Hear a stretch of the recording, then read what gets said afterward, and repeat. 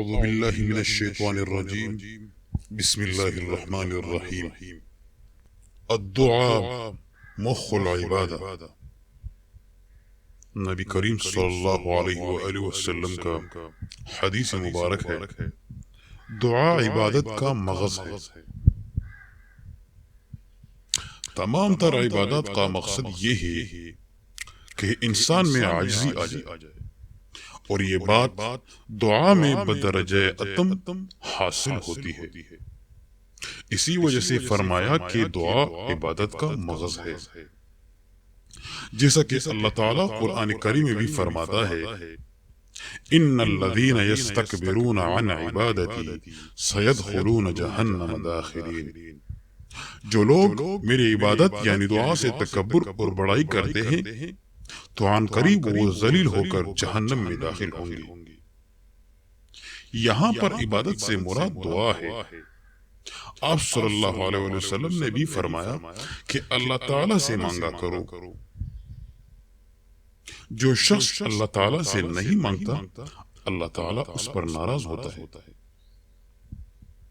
میرے دوستو، اللہ پاک سے مانگا کرو جو بھی آپ کے دل میں ہو، لیکن حلال ہو۔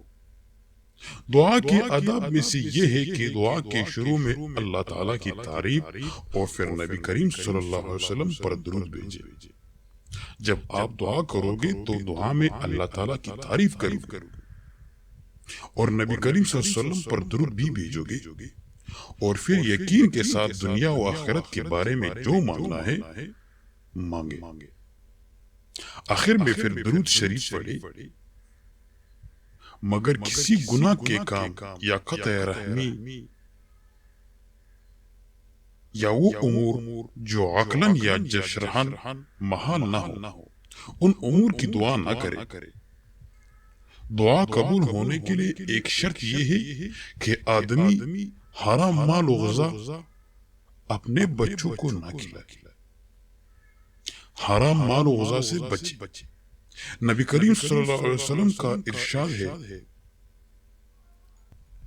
کہ مسافر پراگندہ بال پریشان حال شخص اللہ تعالیٰ سے دعا کرتا ہے، لیکن اس کا کھانا، اس کا لباس اور اس کا مال حرام ہوتا ہے، تو کیسے اس کی دعا قبول ہوگی؟ جو بندہ حرام مال کھاتا ہے اس کی دعا بالکل قبول نہیں ہوگی۔